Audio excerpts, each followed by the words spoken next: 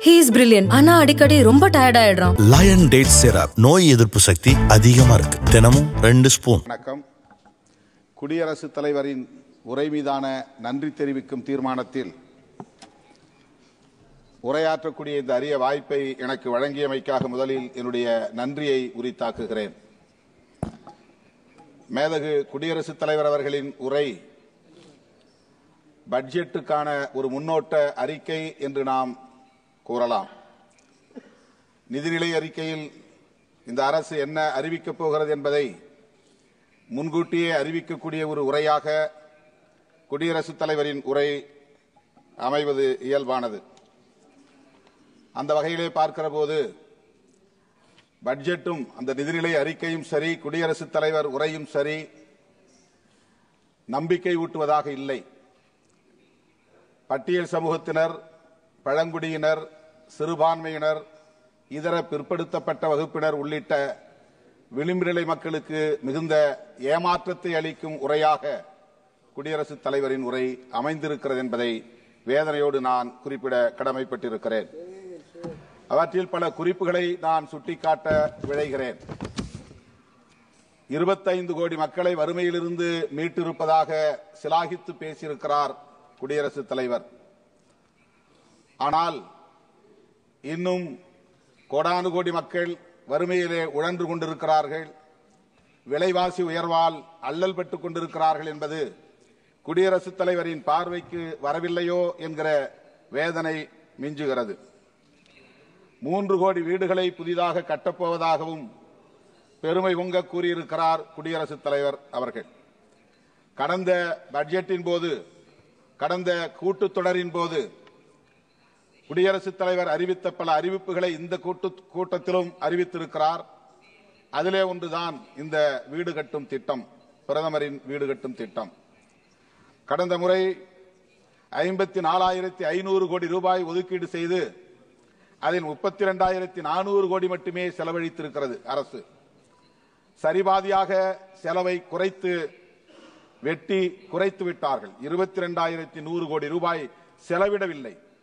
இதனால் இந்த பிரதமரின் வீடு கட்டும் திட்டம் முழுமையாக நிறைவடையவில்லை. ஆங்காங்கே தொடங்கிய பணிகள் அப்படியே கிடக்கின்றன. ஒதுக்கிய நிதியும் விரயமாகிறது, மக்களுக்கு வீடும் கிடைக்கவில்லை, இலக்கும் எட்டப்படவில்லை என்பது எவ்வளவு வேதனைக்குரியது என்பதை தயவு கூர்ந்து எண்ணி பார்க்க வேண்டும் என கேட்டுக்கொள்கிறேன். ஒரு யூனிட்டுக்கு, அதாவது ஒரு வீடு கட்டுவதற்கு இந்திய ஒன்றிய அரசு 1,20,000 ரூபாய் தான் பொறுப்பேற்கிறது. 40% மாநில அரசு பொறுப்பு. அந்த வகையிலே 70,000 ரூபாயும் கூடுதலாக 50,000 ரூபாயும் என 1,20,000 ரூபாய் மாநில அரசு தருகிறது. அத்துடன் மன்ரேகா திட்டத்தின்படி, 100 நாள் வேலை திட்டத்தின்படி ஒரு 27,000 ரூபாய்க்கான பொறுப்பையும் மாநில அரசு ஏற்றுக்கொள்கிறது. 280 சதுர அடியிலே வீடு கட்டுவது என்கிற நிலையில் வெறும் 2,67,000 ரூபாயில எப்படி கட்டி முடிக்க முடியும் என்பதை தயவு கூர்ந்து எண்ணி பார்க்க வேண்டும். ஆகவேதான் சொல்லுகிறேன், இது வெறும் பகட்டு உரை, ஏமாற்றம் அளிக்கும் உரை. ஒரு சதுர அடிக்கு குறைந்தது 2,000 ரூபாய் என்று எடுத்துக்கொண்டால் கூட 280 சதுர அடிக்கு குறைந்தது 5 லட்சம் ரூபாய் தேவைப்படுகிறது. தமிழகத்திலே மாண்புமிகு முதல்வர் அவர்கள் கலைஞரின் கனவு திட்டம் என்கிற பெயரில் 5 லட்சம் ரூபாய் மதிப்பீட்டிலே வீடு கட்டி தரப்படுகிறது. மாநில அரசு அந்த பொறுப்பை ஏற்றிருக்கிறது. ஆகவே பிரதமரின் பெயரால் வீடு கட்டும் இந்த திட்டத்திற்கு குறைந்தது 5 லட்சம் ரூபாய் ஒதுக்கீடு செய்ய வேண்டும். அதனை முழுமையாக கட்டி முடிப்பதற்குரிய அனைத்து பணிகளையும் கண்காணிக்க வேண்டும், ஆவண செய்ய வேண்டும் என்று இந்த நேரத்திலே நான் வலியுறுத்த கடமைப்பட்டிருக்கிறேன். அடுத்து மிக முக்கியமாக பட்டியல் சமூகத்தினருக்கென்று துணை திட்டம் உள்ளது, பழங்குடியினருக்கும் துணை திட்டம் உள்ளது. SC SP என்று சொல்லப்படக்கூடிய அந்த சப் பிளான். அதன்படி பார்க்கிற போது மக்கள் தொகை கணக்கின்படி 15% அளவில் நிதியை பட்டியல் சமூகத்தினருக்கென்று ஒதுக்கீடு செய்ய வேண்டும். 7.5% பழங்குடியினருக்கென்று ஒதுக்கீடு செய்ய வேண்டும்.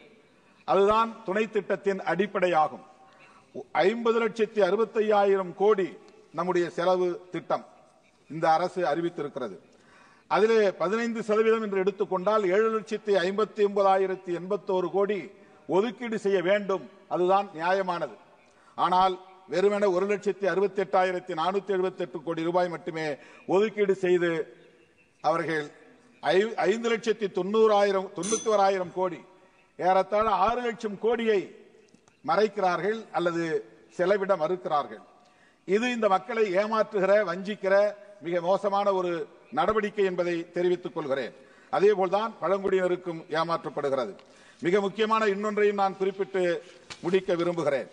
போஸ்ட் மெட்ரிக் ஸ்காலர்ஷிப் பட்டியல் சமூகத்தினருக்கும் பழங்குடியினருக்கும் சிறுபான்மையினருக்கும் pre matric scholarship, post matric scholarship என்று கல்வி உதவித்தொகை வழங்கப்படுகிறது.